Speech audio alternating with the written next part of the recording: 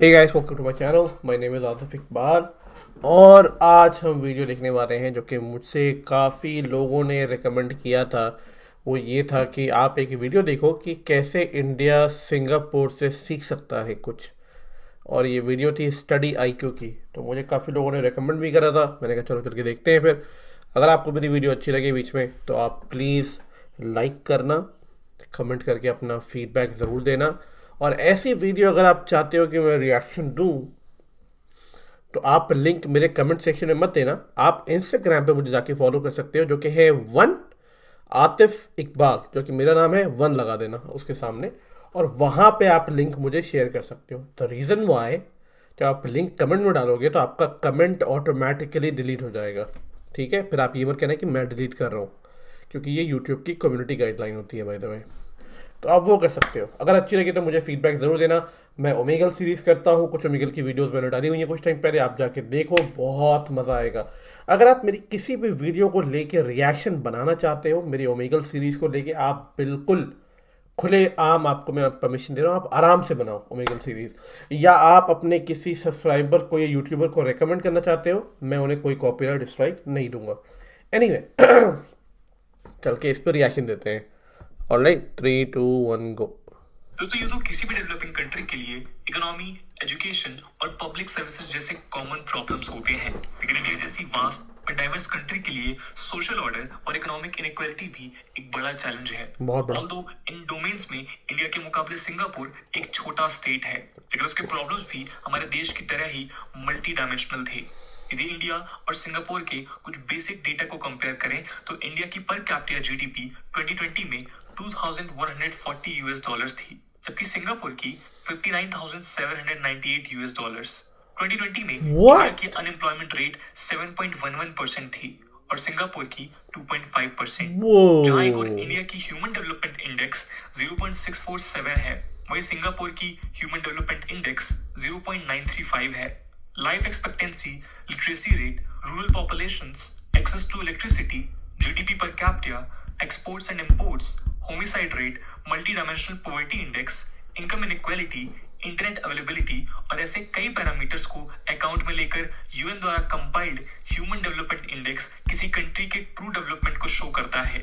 और इस कंपैरिजन से हम इंडिया और सिंगापुर के स्टैंडर्ड ऑफ लिविंग या सिटीजन के वेल बीइंग का अंदाजा लगा सकते हैं। आपको ये बता दें कि लगभग 60 इयर्स पहले सिंगापुर एक टफ फेज से गुजर रहा था, जब ब्रिटिशर्स के जाने के बाद वो आइलैंड अपने सर्वाइवल के ऑप्शंस तलाश रहा था।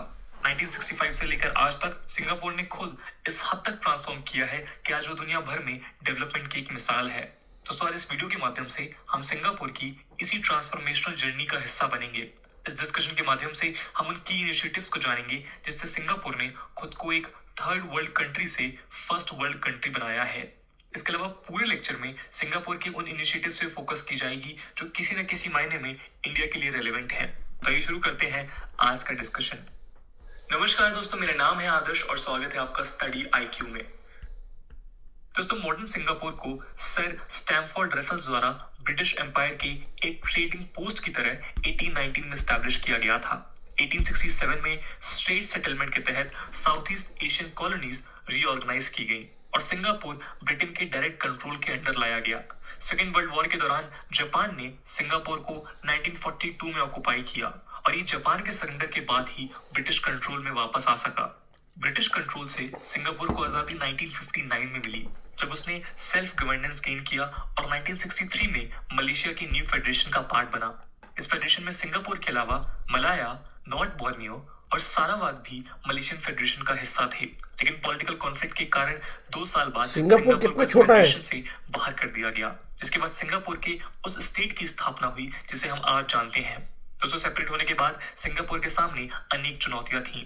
सोशल डिस्कॉन्टेंट, नेचुरल रिसोर्सेज का एब्सेंस और एक्सक्लूजन। इन सबके बावजूद सिंगापुर ने खुद इस रफ्तार से डेवलप किया कि वो जल्द ही 4 एशियन टाइगर्स में काउंट होने लगा। क्या बात 4 है। एशियन टाइगर्स ऐसी कंट्रीज थी जो 1960 से 1990 के बीच 7% से ज्यादा के ग्रोथ रेट से डेवलप हुई थी। Shit. इनके एक्स्ट्राऑर्डिनरी ग्रोथ रेट के कारण ही इन्हें 4 एशियन टाइगर्स क्या या बात 4 है लिटिल यार। ड्रैगन्स के टर्म से जाना जाता था। इनमें हांगकांग, साउथ कोरिया और ताइवान के साथ सिंगापुर ने भी खुद को शामिल किया था। आज यूएन ह्यूमन डेवलपमेंट इंडेक्स में सिंगापुर 189 कंट्रीज में 11th रैंक पे है। क्या बात इसके अलावा है। वर्ल्ड के कुछ हाईएस्ट पर कैपिटा जीडीपी में सिंगापुर का नाम शामिल है। सिंगापुर एशिया में अकेली कंट्री है जिसे सारे मेजर रेटिंग एजेंसी से AAA सोवन रेटिंग मिली है। Shit. साथ ही इंपॉर्टेंट सोशल इंडिकेटर्स जैसे education, health care, quality of life etcetera में भी सिंगापुर को हाईली प्लेस किया जाता है। दोस्तों, आपको जानकर हैरानी होगी कि सिंगापुर में होम ओनरशिप रेट 91% है।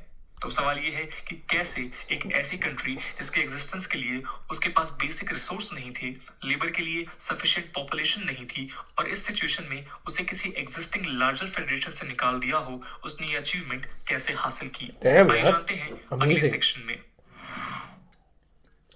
दोस्तों, सिंगापुर के इस जर्नी का श्रेय ली कुआन यू को जाता है, जिन्हें सिंगापुर के फाउंडिंग फादर के तौर पे भी याद किया जाता है। ली कुआन यू 1959 से 1990 तक सिंगापुर के प्राइम मिनिस्टर रहे और 2004 से 2011 तक मिनिस्टर मेंटोर का रोल निभाया। ये सिंगापुर की political party people's action party से बिलोंग करते थे और सिंगापुर गवर्नमेंट द्वारा लिए गए हर मेजर स्टेप को ये गाइड किया करते थे। इंडिपेंडेंस के बाद सिंगापुर के सामने सबसे बड़ा चैलेंज था फेलिंग इकोनॉमी। इसे टैकल करने के लिए ली कुआन यू ने कई ड्रास्टिक और करेजियस स्टेप्स लिए। 1960s और 1970s में एंटी अमेरिकन और एंटी एमएनसी एटमॉस्फेयर होने के बावजूद ली ने एमएनसीज को अट्रैक्ट करना बेटर समझा। सिंगापुर के इंडस्ट्रियलाइजेशन के लिए उन्होंने यूनाइटेड नेशंस के एक मिशन को इनवाइट किया, जिसे डच इकोनॉमिस्ट एल्बर्ट विंसेमियस लीड कर रहे थे। विंसेमियस ने सिंगापुर को अनएम्प्लॉयमेंट रिड्यूस करने और फॉरेन इन्वेस्टमेंट अट्रैक्ट करने के लिए 10-year प्रोग्राम रिकमेंड किया, लेकिन इस प्रोग्राम के कुछ प्री कंडीशंस थे। पहला तो Singapore government to government, trade unions, public representatives हर जगह से कम्युनिस्ट को रिमूव करना होगा, और दूसरा उन्हें वेस्टर्न कंट्रीज के साथ अपने रिलेशंस पब्लिकली अनाउंस करने होंगे जिनकी जरूरत उन्हें अपने इकोनॉमिक प्रोग्राम में होगी। ली ने विंसेमियस की एडवाइस को सीरियसली लेते हुए दोनों काम किए, और जैसा उन्होंने एक्सपेक्ट किया था, जल्दी यूएस, यूरोप और जापान जैसी कंट्रीज से एमएनसीज सिंगापुर की ओर अट्रैक्ट होने लगी। विंसेमियस ने ली को सिंगापुर की नेचुरल ज्योग्राफी देखते हुए एशिया में एक मेजर ब्रेकर पोर्ट की तरह उभरने का सुझाव दिया था। विंसेमियस के अनुसार सिंगापुर के पास वो सारी जियोग्राफिकल कंडीशंस थी जिसे टैप कर वो लार्ज शिप्स को डॉक कर सकता था और वहां से पूरे एशिया को गुड सप्लाई कर सकता था। आज इसी विजन के कारण हम सिंगापुर को एक लीडिंग इकोनॉमिक और ट्रांसपोर्ट हब की तरह देख सकते हैं। दोस्तों, पोर्ट एक्टिविटीज से सिंगापुर ने न केवल खुद को ग्लोबल सप्लाई चेन में एक क्रूशियल प्लेयर बनाया, बल्कि केवल अपनी ज्योग्राफी का फायदा उठाकर सिंगापुर ने इतनी कैपिटल जनरेट की जिससे वो अपनी कंट्री के दूसरे डोमेन्स को डेवलप कर सके। आज डेली 91,000 कंटेनर्स हैंडल करते हुए सिंगापुर के पोर्ट्स उसकी जीडीपी में 7 से 10% कंट्रीब्यूट करते हैं। दोस्तों, सिंगापुर के इकोनॉमिक ट्रांसफॉर्मेशन के इस सफर में हमें एक बात और समझनी चाहिए कि ली द्वारा कम्युनिस्ट का इकोनॉमिक और पॉलिटिकल फ्रंट्स से एक्सक्लूजन कोई पर्सनल या आइडियोलॉजिकल एजेंडा नहीं था, बल्कि इकोनॉमी की नीड थी। आने वाले समय में ली ने आसियान कम्युनिटी में फॉर्मर कम्युनिस्ट कंट्रीज जैसे वियतनाम, लाओस और कंबोडिया को एंगेज करवाकर खुद को आइडियोलॉजिकली न्यूट्रल साबित किया। दोस्तों, सिंगापुर के इकोनॉमिक सक्सेस को एफिशिएंट पब्लिक ब्यूरोक्रेसी के बगैर अचीव कर पाना नामुमकिन था। 5 आसियान कंट्रीज में किए गए एक कंपैरेटिव एनालिसिस के अनुसार ये पाया गया कि सिंगापुर के ब्यूरोक्रेट्स पॉलिसी इंप्लीमेंटेशन में सबसे इफेक्टिव नजर आए। इसके 2 प्रमुख कारण हैं, मेरिटोक्रेसी और ट्रेनिंग।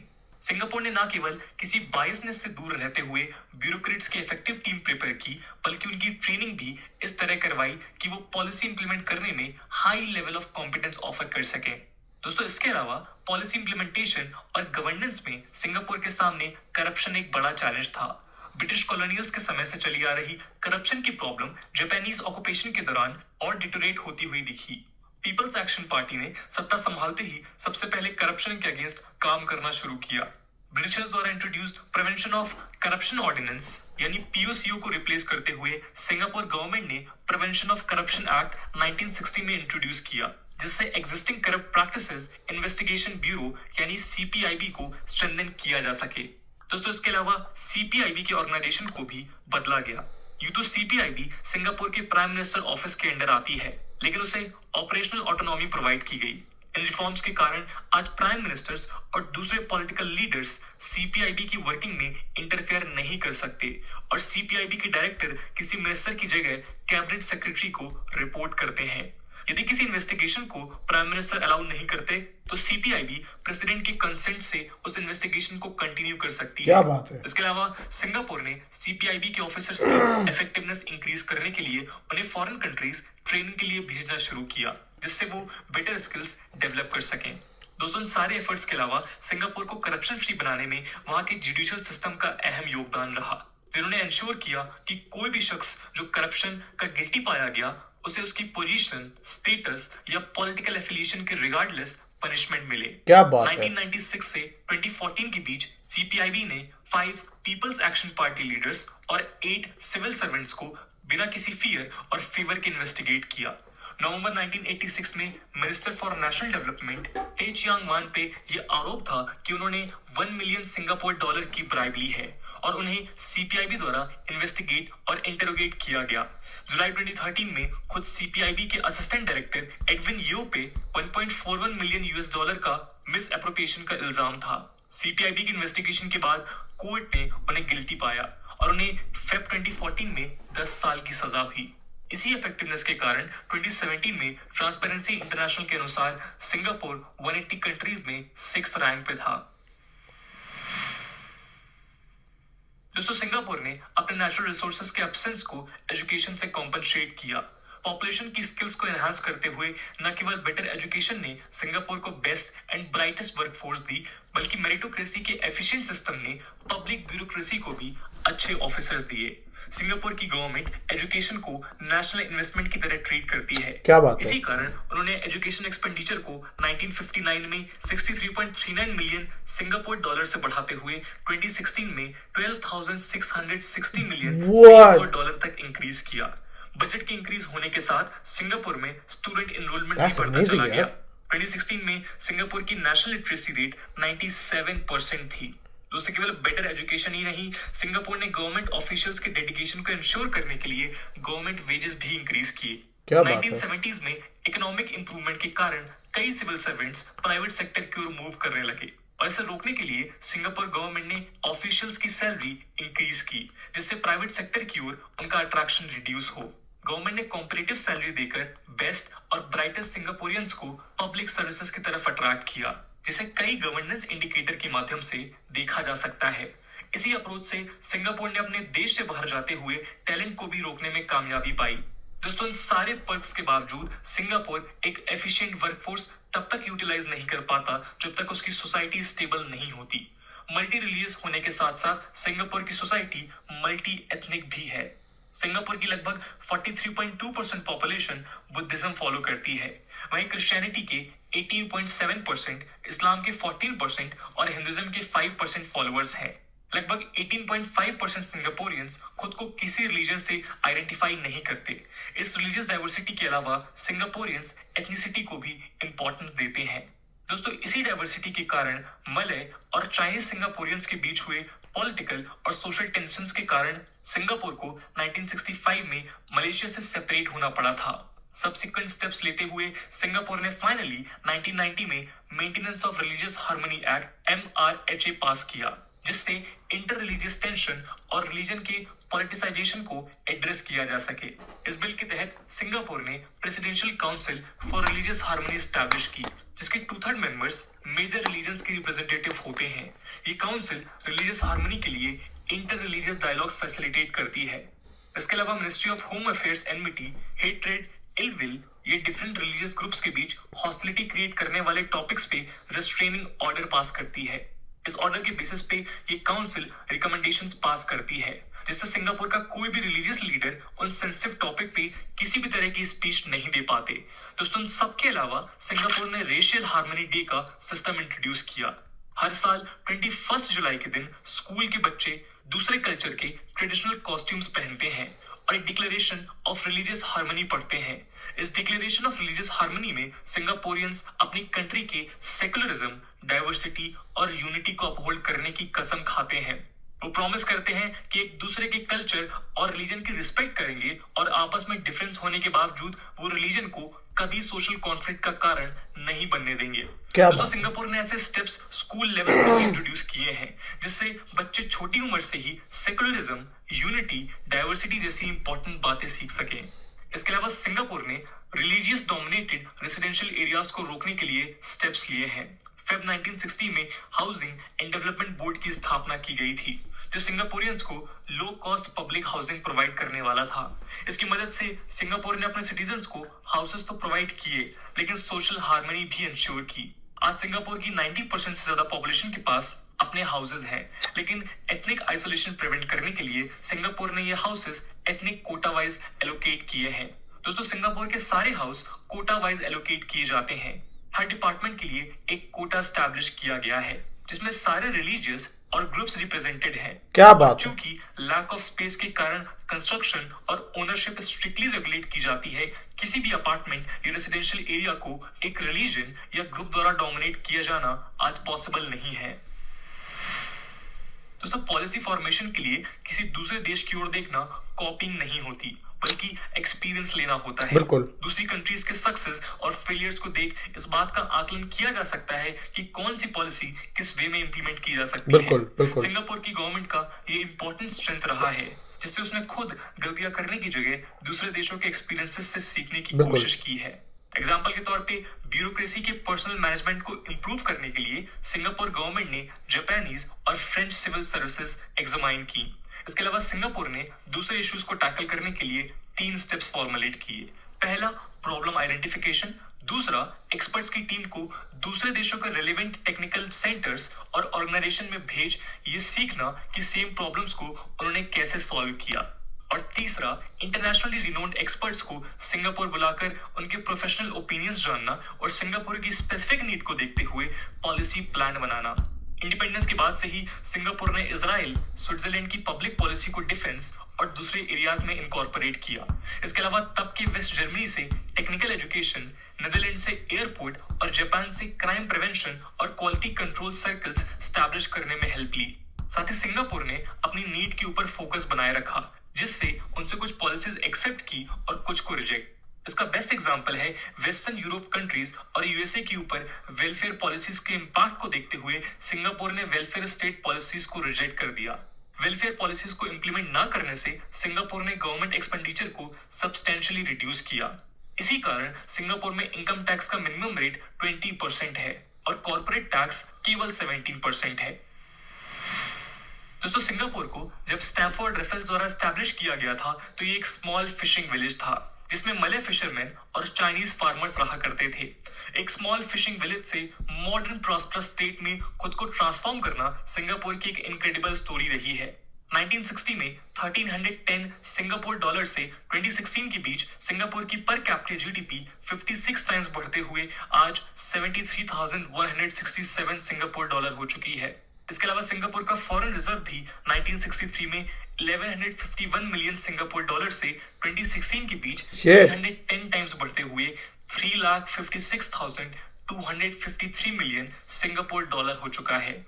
जहां एक और 1959 में सिंगापुर में अनएम्प्लॉयमेंट रेट 14% हुआ करता था, वहीं 2016 में ये 2.1% था।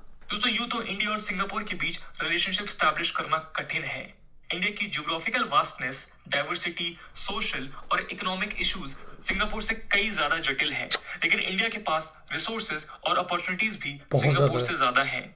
अपनी जर्नी से सिंगापुर ने साबित किया है कि यदि स्ट्रॉन्ग लीडरशिप और डिटरमाइंड विजन हो तो किसी भी गोल को अचीव किया जा सकता है। इन सब के अलावा इंडिया के पास ह्यूज डेमोग्राफिक डिविडेंड भी है, जो इंडिया द्वारा लिए गए इनिशिएटिव्स को एग्जीक्यूट करने में हेल्प करेगा। तो दोस्तों, ये थी कहानी सिंगापुर की कि कैसे उसने एक फिशिंग विलेज से अपने आप को एक मॉडर्न स्टेट में ट्रांसफॉर्म किया। और सिंगापुर की वो कौन सी पॉलिसीज हैं जिनका एग्जांपल लेके इंडिया काफी कुछ सीख सकता है।